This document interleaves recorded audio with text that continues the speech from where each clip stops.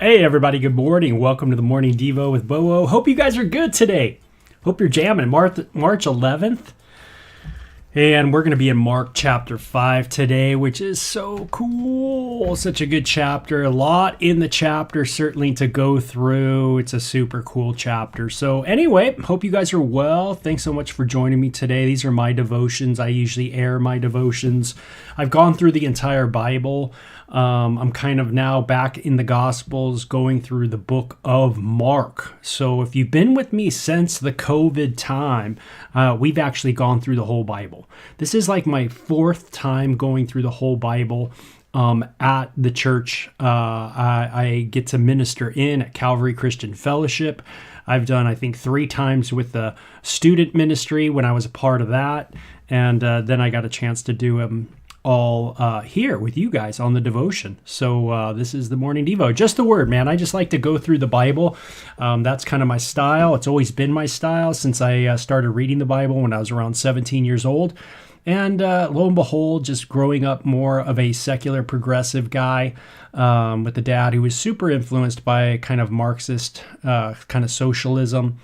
Really changed my life just reading through the Bible. So I love to do my devotions like this. So chapter 5, I like to just read it. So that's what we're going to do today. I put up a picture of Sylvia and myself and Sonny Sandoval, wonderful guy who is in a great band. And they're on tour once again. So if you've ever heard of POD, Payable on Death, always a shout out to those guys and Sonny and the crew for all they do, all the music. And thank you for all the musicians, man, that just make life beautiful. I was playing that reggae music for our friend Tina, who is in Jamaica. So I hope she gets a chance to maybe do a little backtracking on the video and check it out when she's probably awake, because I'm sure she's, or maybe it's later on in the day over there. But anyway, I hope she gets the chance to listen to that. That's for her. Okay, so it says, so they arrived at the other side of the lake in the region of the Gerasenes. And it says, when Jesus climbed out of the boat, a man possessed by an evil spirit came out from the tombs to meet him. This man lived in the burial caves and could no longer be restrained. Even with a chain. Man, that's pretty hardcore, man. Can't even restrain someone, even if they have a chain. It says, whenever he was put into chains and shackles, he was as he often was, he snapped the chains from his wrist and smashed the shackles. So this guy did everything it took to get out of chains. I don't know if you've ever seen anybody with just an amazing strength, like unbelievable. And that's what it sounds like this guy had, you know. Maybe that's one of the signs of kind of that demon possession is this extra strength. And it says, whenever he was put into chains and shackles, I already read that. It says, no one was strong enough to subdue him. Day and night, he wandered among the burial caves and in the hills, howling and cutting himself with sharp stones. So there's a lot of self-affliction here. You know, just real quick, you know, I remember cutting myself in junior high. You know, cutting is something that a lot of us, I think, succumb to in life.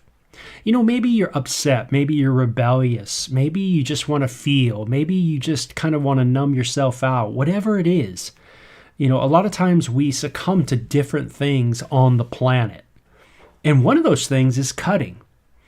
It's interesting that this demon-possessed man is not only strong, but he's also harmful to himself. Seems like there is an affliction of himself, you know, trying to hurt himself. And notice the line that says no one was strong enough to subdue him. This is kind of really the pull, I think, of the event, is that nothing's strong enough to really help. You know, think of your life as what's strong enough to help you. You know, I mean, have you lived enough life to know that there's certain things that just seem overwhelming? They seem like they'll never change. It'll never get done. What is strong enough to help? And it says, when Jesus was still some distance away, the man saw him, ran to meet him, and bowed low before him. With a shriek, he screamed, "Why are you interfering with me, Jesus, Son of the Most High? In the name of God, I beg you, don't torture me." For Jesus had already said to the spirit, "Come out of the man, you evil spirit." So we see that this demon within this man is very much scared of Jesus and very much comes underneath his authority, realizes that Jesus is the one with authority, and bows before him. It's interesting that the Bible teaches that every knee shall bow, every tongue confess. And who will every knee bow to? Well, it's a quote from the Old Testament that they will bow before Yahweh. Everybody will bow before God. You are not to bow. I just got done reading Exodus 20 last night. You're not to bow to anybody, anything. Like, you're not to have this kind of worshiping of other people. It doesn't mean, of course, there's not a honoring of people. Maybe in that sense you bow, but not in the sense of worship, coming underneath, submission to that person. But here you see this demon doing that to Jesus, bowing to him, right? Submitting, coming underneath, understanding that he's the one with ultimate authority. Not only things that are physical, but also things that are spiritual as well. Interesting. Who has the authority over all things spiritual other than God, right? Man, I'm glad Jesus comes to help, because boy, do we need help on this planet. You know, some people might say, "Oh man, that demon-possessed thing, I don't believe in the devil. I don't believe in evil." Oh, really? You know, why do you think there's horror movies? You know, do you think we just made it up? Do you think we just make up horror movies? Is that what we did? Just kind of go, "Oh, let's just make a genre. Let's call it horror movies." No, why are there zombie movies and slasher movies and, all the killing movies? Why do you think we do that? Because there is a hint of, maybe not just a hint, there's a whole lot of truth behind it. The Walking Dead, those that are alive but that are dead. That sounds familiar. Those that are so cruel that they would hurt you, torture you, do harm to you for no reason at all. Yeah, it's parodies of what's real, of what really goes on in our world. Our world has been filled with horror, no doubt about it. And to say there's no evil spirits, man, what possesses a person to do the things that they do? The evils that are out there. How can you do all the atrocities that just happen, that happen all the time, but, been in the news not that long ago? There was some atrocities that happened in the Middle East that were absolutely blood-curdling if you would actually pay attention and listen. Yeah, I don't think, even me growing up atheist, kind of secular guy, very progressive guy, it wasn't rocket science that there was some gnarly evil in the world. You didn't have to tell me that. You didn't have to tell me that there's evil behind people that are using people in tremendously evil ways. And maybe it's just me that when you grow up, close to Hollywood, and you grow up close to downtown Los Angeles, and you can go over there and you could see what's going on, and you can go to Hollywood and Vine and different places, and see the usury in every way, the exploitation. Us human beings, man, we certainly got some evil going on. And Jesus wants to help. And Jesus demanded, "What is your name?" And he replied, "My name is Legion, because there are many of us inside this man." Then the evil spirits begged him again and again not to send them to some distant place. There happened to be two large herd of pigs feeding on the hillside nearby. "Send us into those pigs," the spirits begged. "Let us enter them." So Jesus gave them permission. Isn't that cool? He gives them permission. And the evil spirits came out of the man and entered the pigs, and the entire herd of about 2,000 pigs plunged down the steep hillside into the lake and drowned by the fire. Jesus has the authority. Do I trust him today? He's there to help. Do I trust him today? And I love it. God in human flesh, coming into our world with compassion, because we're a mess. And it says, the herdsmen fled to the nearby town and the surrounding countryside, spreading the news. As they ran, people rushed to see what had happened. A crowd soon gathered around Jesus, and they saw the man who had been possessed by the legion of demons. He was sitting there fully clothed and perfectly sane, and they were all afraid. And those who had seen what had happened told the others about the demon-possessed man and the pigs, and the crowd began pleading with Jesus to go away and leave them alone. Very cool. I just love that Jesus makes us sane. He makes us, of right mind, of solid mind. Man, you think of someone who's demon possessed, who's just off their rocker, wanting to hurt themselves. Sometimes I'll hang out with someone who's living on the streets, and man, I just wonder, because there's so much harm being done to them. I don't understand how, someone in government, a mayor, a governor, can really allow people to be, just living out in washes, women living out in washes, the usury that goes on, the harm that goes on to themselves. I just don't see how that's ethical at all. I've had so many conversations in 30 plus years of people living in washes. And all I could tell you is, man, it is sad. Beyond sad. It is ultimately unbelievable that a society would allow people to be used and abused like this. It just blows my mind. We are not very ethical people, obviously, in the society that would allow people just to be used, drugs sold, sex selling, all kinds of things going on right in the washes of your towns, right in the cities of your towns. Of the cities. It's just unbelievable. I know I'm a little on a rant, but you get the idea that, man, when you hang out with people, you get something's wrong. Something is going on. I've had people tell me that, Ozzy Osbourne lives down the road, and they went to go see Rodney James Dio down the road, and they go hang out with Axl Rose on, Speedway out in my area, but this kind of thing, and they're not well at all. I have visited people in triage units, hospitals, washes, all kinds of situations. Not good. The abuse is unbelievable. And what's beautiful is Jesus has compassion. Jesus gets it right. Jesus wants to heal. He wants to do something. He's not that person who says, oh, just let the demon-possessed dude let's give him his freedom. Not because Jesus realizes that he's being used and abused and tortured. And Jesus, he's compassionate on that. Oh, thank God. Someone is compassionate, not to allow them to continue to be abused, right? But to deliver them, to get them out. Man. Oh, sorry about that. But boy, that's one topic that, man, hurts me big time. It just hits my heart heavy.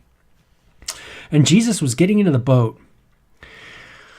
Oh, Jesus was getting into the boat, and the man who had been demon-possessed begged to go with him. Hey, Paul, I read your comment, and yeah, I'm with you. It says the man who had been demon-possessed begged to go with him, but Jesus said, go home, tell your family. He had a family. This guy had a family. How many people have families that are out there? And it says, go home, tell your family what the Lord has done and how merciful he has been. Oh gosh, these people need mercy. Mercy not to let them continue to be used, but mercy to get them out of the environment where they are being used and abused.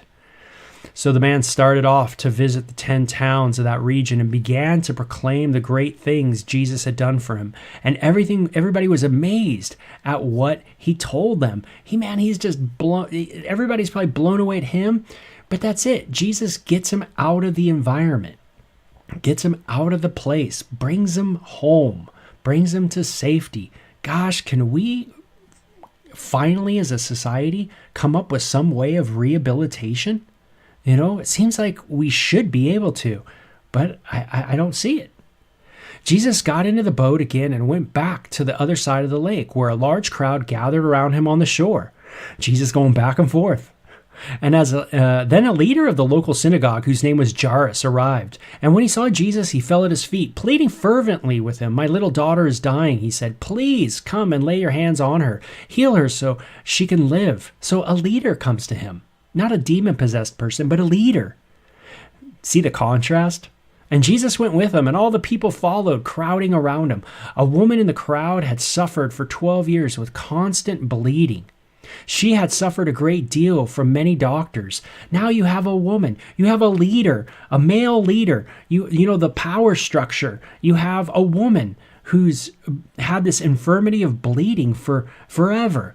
And you have a demon-possessed man who's out going nuts, right? Harming himself. Very contrasting chapter, right? And he had suffered a great deal from many doctors, and she had. And over the years, she had spent everything she had to pay them, right? Because, the doctors just keep getting money. They keep just asking for money. You go in for a scan, it's $1 billion. You got to sell 2 cars to get a 20-minute scan at the hospital. Go figure. Sounds a little usury, right? Yeah, and so she spends all of her money, right, on everything to pay them. But she had gotten no better. In fact, she had gotten worse. She had heard about Jesus, so she came up behind him through the crowd and touched his robe. For she thought to herself, if I can just touch his robe, I will be healed. She knew, man, there was something about Jesus. She just needed to get close to him. Just touch him. Just reach out. Oh, man, if I could just reach out. Immediately, the bleeding stopped, and she was healed. And she could feel in her body that she had been healed of the terrible condition. Jesus realized at once that healing power had gone out from him, so he turned around to the crowd and asked, "Who touched my robe?" His disciples said to him, "Look at this crowd pressing around you. How can you ask who touched me?" But he kept on looking around to see who had done it. Then the frightened woman, trembling at the realization of what had happened to her, came and fell at his knees in front of her and told him what she had done. And he said to her, "Daughter, your faith has made you well. Go in peace. Your suffering is over." I want you to see that there's moments where Jesus heals just, and someone reaches out and touches. Someone does this crazy thing and reaches out, desperation. There's a demon-possessed man who can't do anything, and Jesus has compassion on that person too. And now there's Jairus with his daughter, right? And while he was still speaking to her, messengers arrived from the home of Jairus, the leader of the synagogue, the leader, the power, right? The religious power. And they told him, "Your daughter is dead. There is no use troubling the teacher now. Hey, it's over." And that's what a lack of faith does. It says it's over. Am I going to live by faith today? Which always brings hope, right? Hey, God can resurrect the dead. God can bring back to life. Those kind of things. Do I have that kind of faith? They told him, "Your daughter is dead. Don't trouble the teacher now." Do you ever think that way? Hey, don't trouble the teacher now. But Jesus overheard them and said to Jairus, "Don't be afraid. Have faith." Isn't that cool? Hey, maybe it's good that we come to Jesus no matter what. Does something look like it's dead? Does something look like it's no longer? Does that husband or that wife, that relationship, does it seem dead? Does it seem like there is no hope? Does that relationship with your kid, does it seem like there's no hope? Or your parents, does it seem like there's no hope? That relationship, that friendship, whatever it is, does it seem like there's no hope? That you don't want to bother the teacher about it. "Oh, I'm not going to bother you, Jesus, about this anymore." Keep bothering, right? Keep trusting. Don't be afraid. Notice fear always grips us, right? That fear that's in us, that's moving us away from faith. Instead, fear's pulling us back. It's secluding us. It's getting us away. It gets us into other things, right? That can't really help. But faith draws us to Jesus and says, you know what? Jesus can do it. Then Jesus stopped the crowd and wouldn't let anyone go with him except Peter, James, and John, the brother of James. And when they came to the home of the synagogue leader, Jesus saw much commotion and weeping and wailing. Hey, it was like a weeping party going on. And he went inside and asked, "Why all this commotion and weeping? The child isn't dead, she's only asleep." Wow, what perspective Jesus has. The crowd laughed at him, but he made all them leave, and he took the girl's father and mother and his 3 disciples into the room where the girl was lying. Holding her hand, he said to her, "Talitha cum," which means, "Little girl, get up." And the girl, who was 12 years old, young girl, immediately stood up and walked around. They were overwhelmed and totally amazed. Jesus gave them strict orders not to tell anyone what had happened, and then he told them to give her something to eat. Jesus heals a little girl. Right? A little girl who can't do nothing. Just Jairus, the dad. And people think, hey, don't even talk to Jesus because, hey, there's really no hope. She's already dead. But you know what? Jesus says, trust. Just trust me. There's always hope. That's the beauty of the gospel of Jesus Christ, is that there's always hope. Even when someone's frail and dying, and I've seen people frail and dying. I've seen my own parents very frail and dying, breathing very, very, very deep, very, very, very heavy, no longer really aware of what's going on, just breathing their last, just in those last, days of just heavy, heavy laboring. And, where's my faith? Do I believe Jesus is able to raise the dead? Do I believe Jesus is able to give life and life, eternal life? That Jesus is able to restore their body, restore their mind, restore their heart, restore everything, that he's able to. Do I have that kind of faith? Or am I one who shrivels back? Am I one who is like those mourners that just weep and weep and weep and weep and not thinking about, what God is able to do? We're talking about God. And if we're talking about God, then we're talking about a power that is greater than ourselves, the ability. And notice that when the Bible says there's no partiality, this chapter really shows that. There's no partiality. God will heal, a 12-year-old, help out a synagogue ruler, will help out, a desperate woman who has been used by the medical community and stripped of all of her money by that community, that medical community, and only to be found so desperate and so poor that she reaches out to Jesus and just to touch his robe like some superstitious woman. But she has faith that if she does it, something's going to happen. That's how awesome this dude is. And yet Jesus obliges. And then there's this man, this demon-possessed man, who's got a legion of demons in him and who can't help himself at all, who's just being thrown to the curb, hurt by the demons, used by the demons, abused, tortured, all this, and Jesus has compassion. He sees those that are oppressed, and his heart breaks.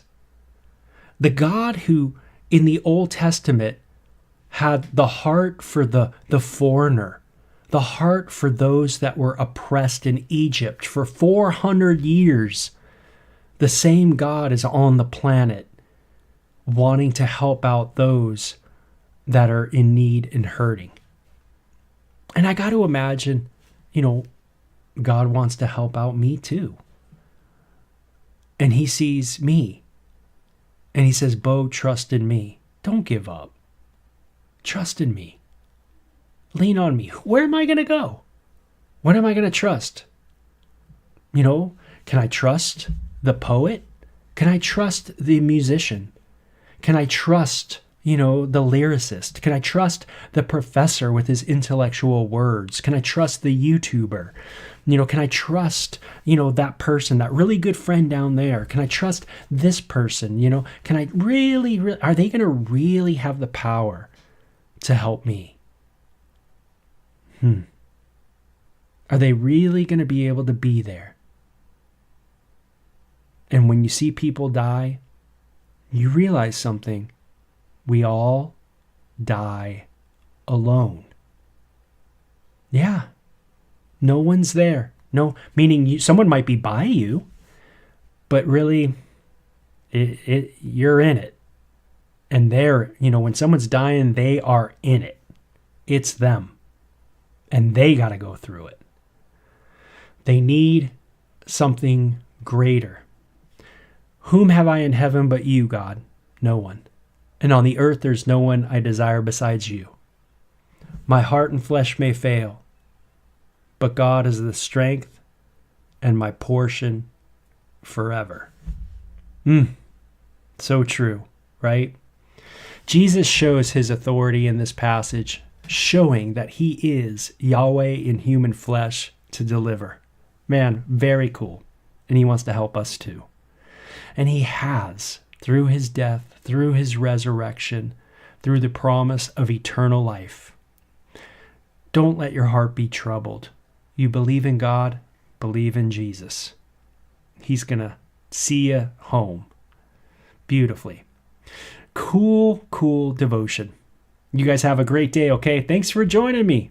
And we will talk at you later. Bye-bye.